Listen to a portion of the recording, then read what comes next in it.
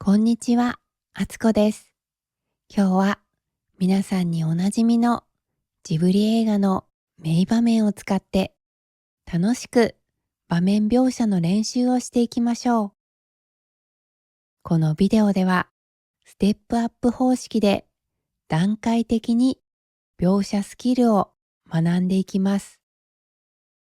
まず最初のステップではシンプルな日本語で場面を描写します。対象レベルは日本語能力試験の N5 から N4 程度です。次に同じ場面を少し詳しく描写していきます。こちらは N3 から N2 レベルを目指しています。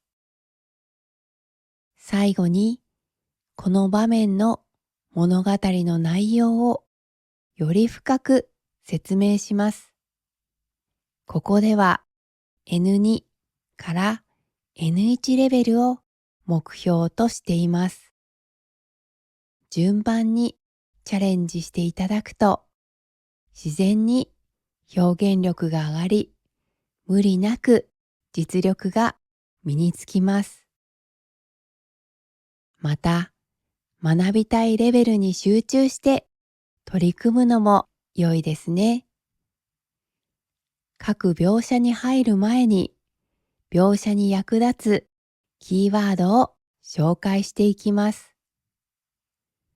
それらの言葉を使って実際に場面を描写してみましょう。文章を声に出して読んだり、コメント欄にあなたの描写した文を書き込んだりするのもおすすめです。コメント欄に書かれた文章は私ができる限り添削しますよ。では、今から少しゆっくりめに読んでいきます。必要に応じて再生速度を調整してください。目標は 1.5 倍速で理解できるようになることです。CC 字幕をオンにしてお好みの言語を選択してください。それでは始めましょう。まずは絵をよく見てください。これは私が大好きな映画隣のトトロの印象的なワンシーンです。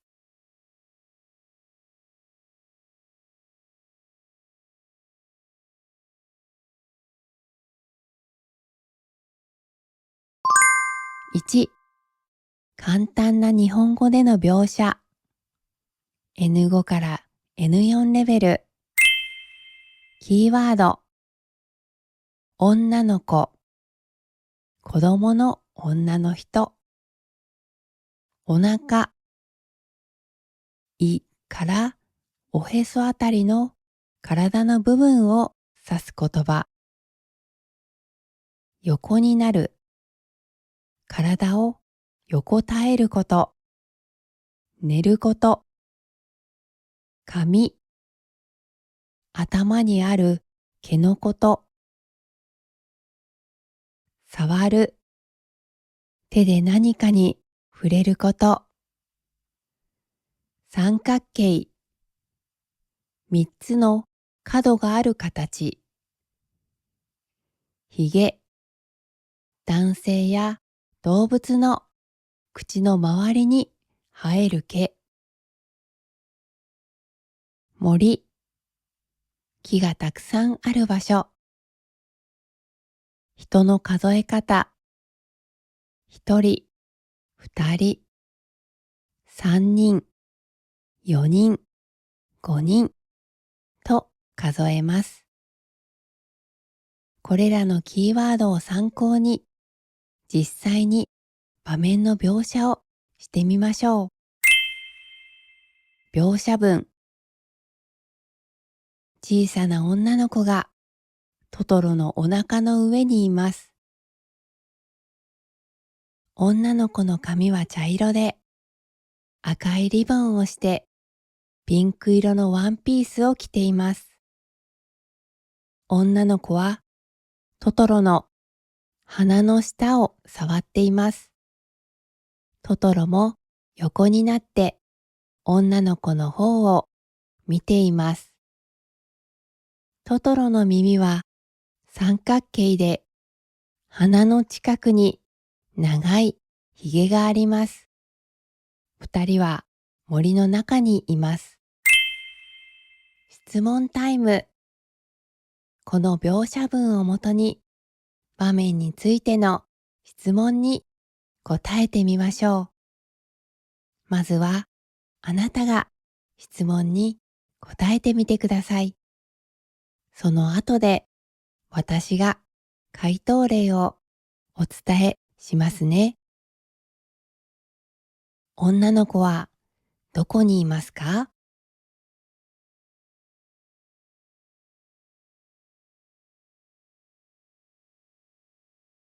女の子はトトロのお腹の上にいます。女の子の髪は何色ですか？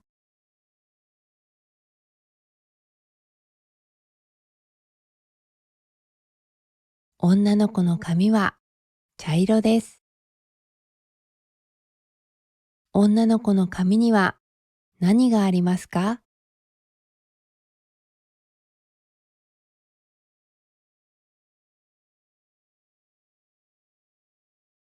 女の子の髪には赤いリボンがあります。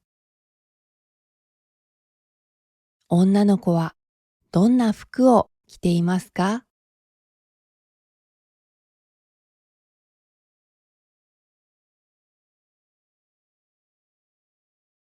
女の子はピンク色のワンピースを着ています。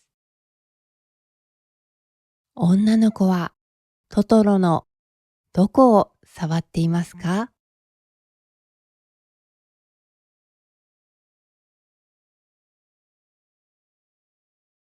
女の子はトトロの鼻の下を触っています。トトロは何をしていますか？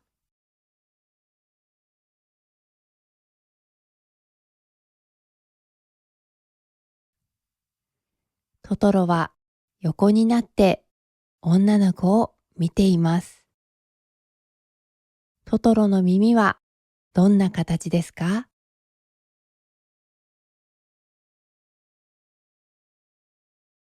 トトロの耳は三角形です。トトロの鼻の近くには何がありますか？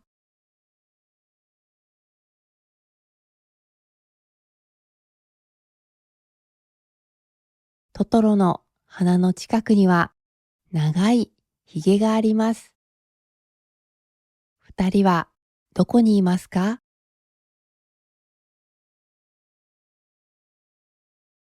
二人は森の中にいます。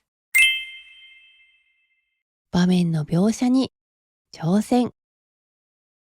では、ここで動画を一時停止にして絵の描写に挑戦してみましょう。私が作成した文は一つの例に過ぎません。ぜひあなたの言葉でこの場面を描写してみてください。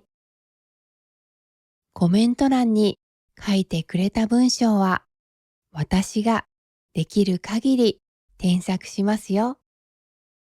では、一時停止ボタンを押して早速あなたの文章を作成してみましょう。2、より詳しく描写。N3 から N2 レベル。次はより詳しい描写に挑戦してみましょう。外国語を学ぶ際、読む、話す、書くの中で文章を書くことは一番難しい項目です。書くのが難しいと感じる場合は、私の例文を読んでみるだけでもいろいろな表現が学べます。表現力をアップさせるチャンスだと思って、ぜひチャレンジしてくださいね。キーワード。以下のキーワードを参考に、実際に絵の描写をしてみましょう。寝転ぶ。横になってリラックスすること。ごろりと体を横にすること。髪を結ぶ。紐やゴムで髪をまとめること。手を伸ばす。手を前に出すこと。しようとする。何かをこれからやろうとすること。柔らかい。触った時に優しく感じる状態。硬くなくしなやかな状態。ふわふわ。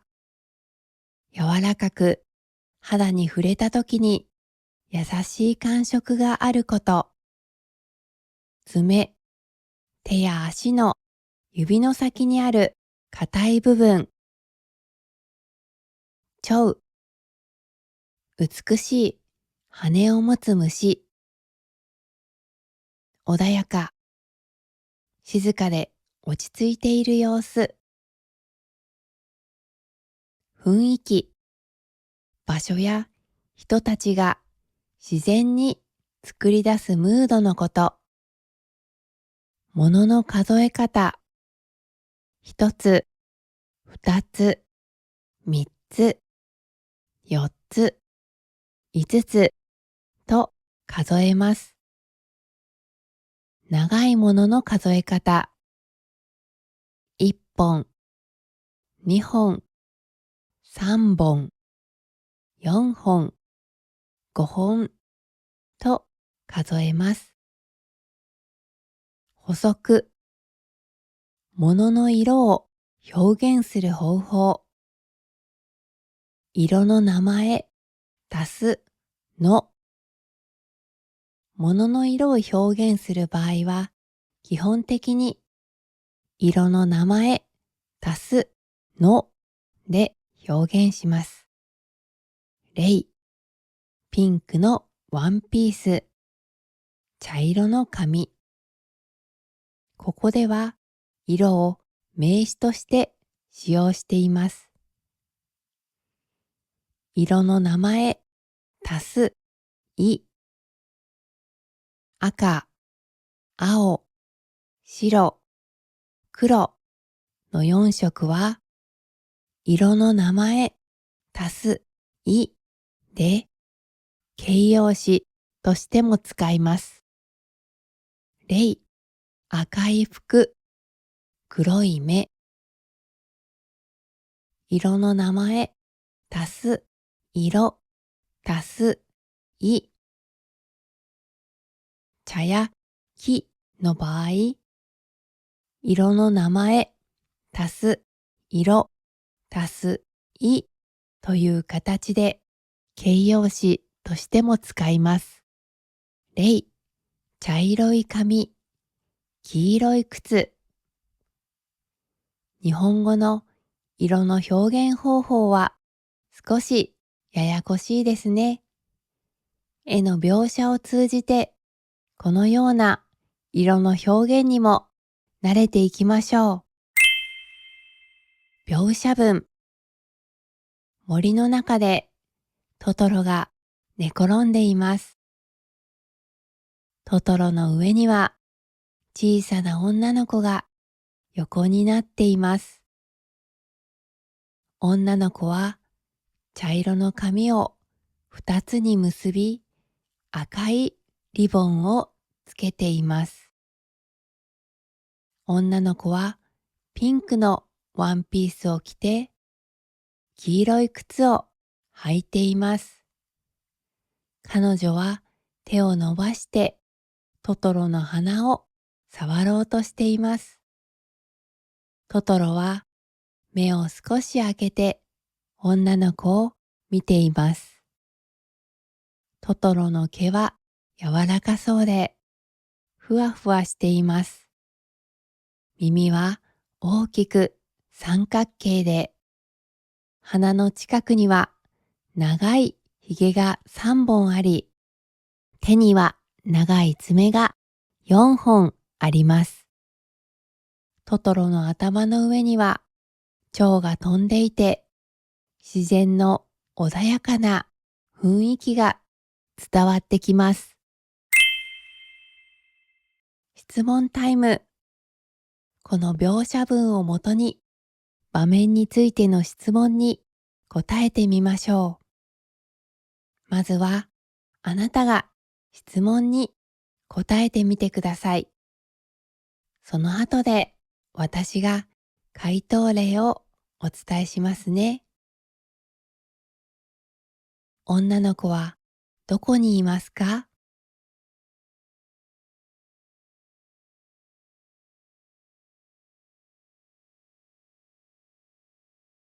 女の子はトトロの上に横になっています。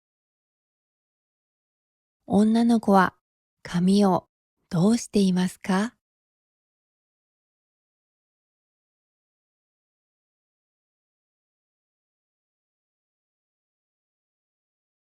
女の子は髪を2つに結び、赤いリボンをつけています。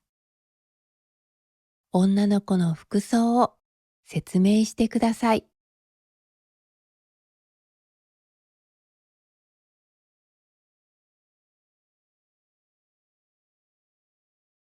女の子はピンクのワンピースを着て、黄色い靴を履いています。女の子は何をしようとしていますか？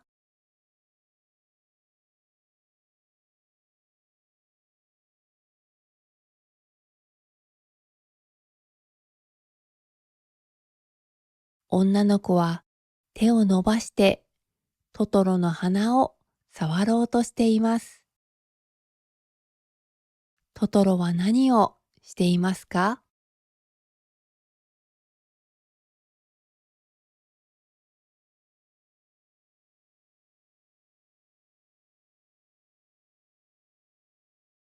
トトロは森の中で寝転びながら目を少し開けて女の子を見ています。トトロの外見を描写してください。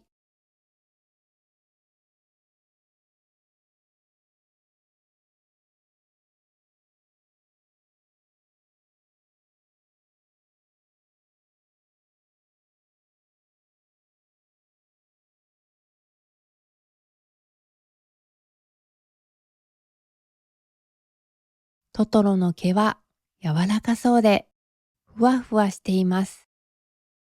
耳は大きく三角形で、鼻の近くには長いひげが3本あり、手には長い爪が4本あります。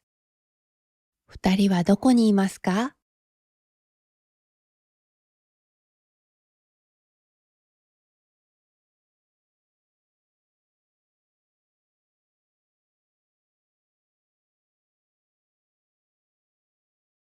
二人は森の中にいます。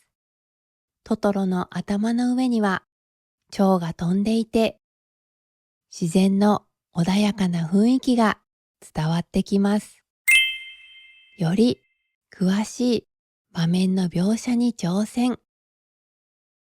では、今からこの動画を一時停止して、あなた自身の表現でこの場面を描写してみましょう。自分が書いた文が正しいか知りたい方はコメント欄を利用してくださいね。私ができるだけ添削します。間違えれば間違えるほどあなたの日本語は上達しますよ。応援しています。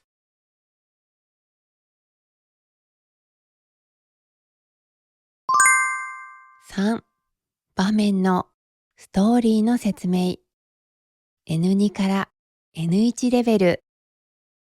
ここからはこの場面のストーリーを深く説明する N2 から N1 レベルに挑戦してみましょう。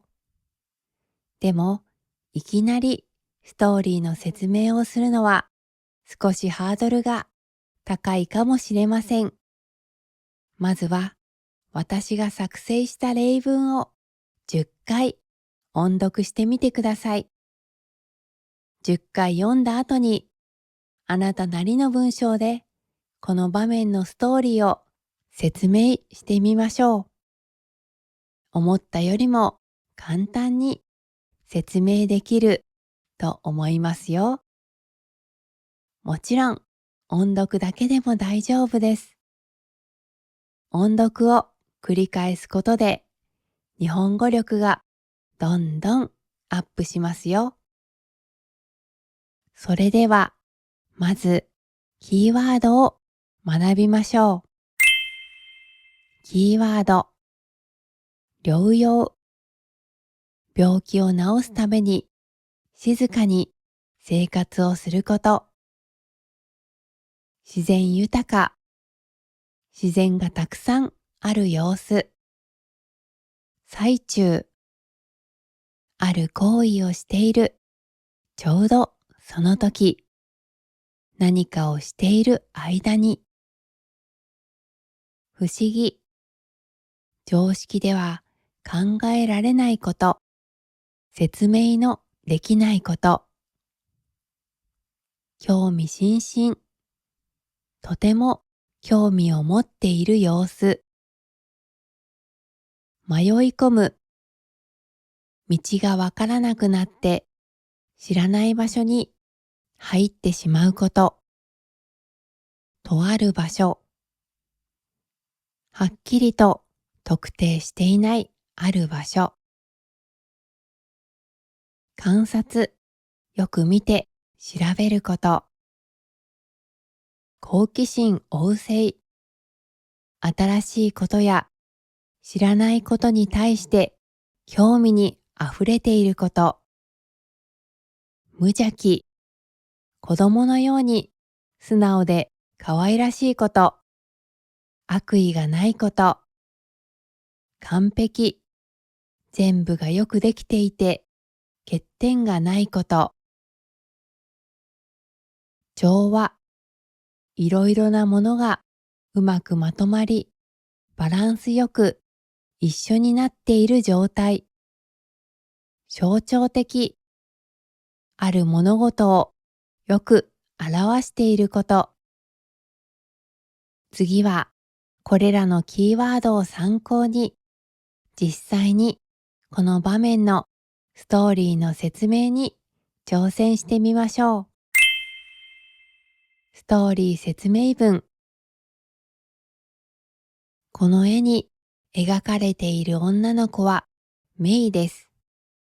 メイとその家族は病気の母親の療養のために自然豊かな田舎の家に引っ越し、そこで新しい生活を始めます。ある日、メイは家の周りで遊んでいる最中に白くて小さな不思議な生き物、ショウトトロを見つけます。興味津々でその生き物を追いかけたメイは森の中のとある場所に迷い込みます。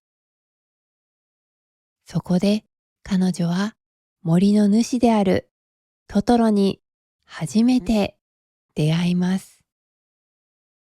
この場面はメイがトトロのふわふわで大きなお腹の上に横になり、好奇心旺盛な様子でトトロを観察しているシーンです。メイはトトロを全く恐れることなく、その大きな鼻を触ったりしています。一方、トトロもメイを不思議そうに、しかし穏やかな目で見つめています。この場面はメイの無邪気さとトトロの優しさ、そして森の平和な雰囲気が完璧に調和した象徴的なシーンです。質問タイム。では、今の説明文をもとに、この場面についての質問に答えてみましょう。まずは、あなたが答えてみてください。その後で、私からも回答例をお伝えします。メイとその家族はどうして田舎に引っ越したのですか？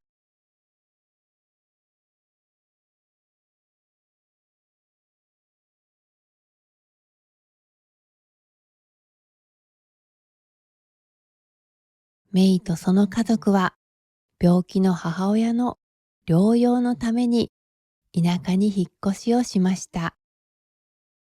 メイは家の周りで何を見つけましたか？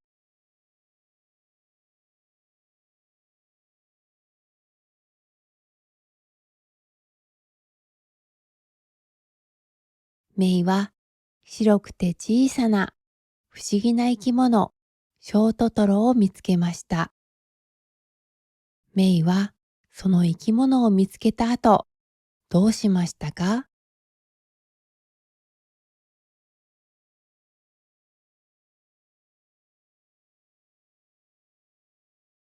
メイは興味津々でその生き物を追いかけました。メイは森の中で何に出会いましたか？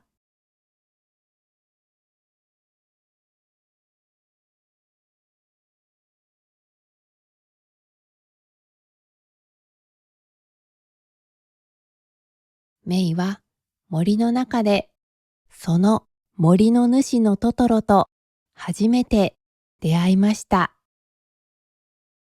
この場面でのメイの様子や行動を描写してください。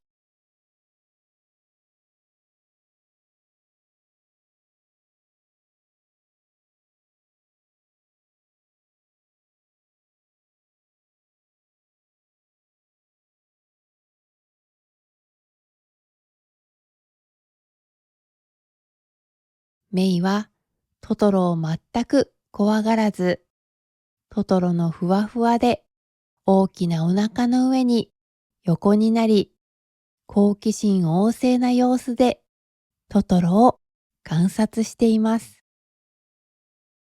トトロはメイをどのように見ていますか？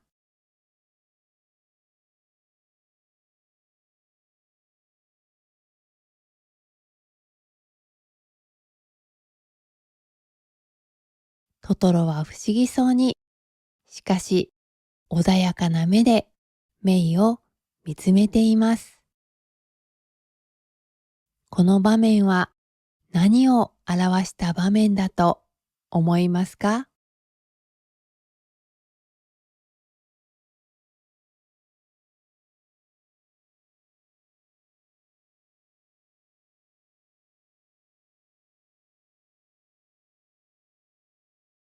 メイの無邪気さとトトロの優しさ、そして森の平和な雰囲気が調和している様子を表した場面です。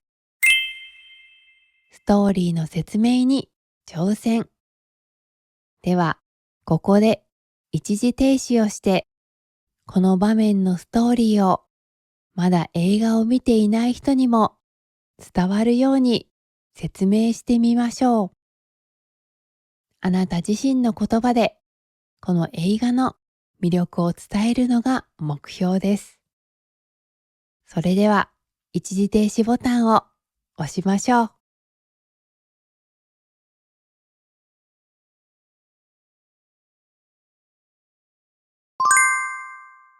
今回のビデオはいかがでしたか？隣のトトロは埼玉県の所沢市を舞台にしています。宮崎駿監督も所沢市に住んでいるんですよ。トトロゆかりの場所もたくさんありますので、日本に来た際は所沢も訪れてみてくださいね。今日も日本語を勉強してくれてありがとうございます。今日も明日もあなたにとって素晴らしい日になりますように。そしてぜひこのビデオを見ながら一緒に音読してみてくださいね。音読は私の一押しの外国語の勉強方法です。チャンネル登録といいねをいただけるととても励みになります。それでは次のビデオでお会いしましょう。またね。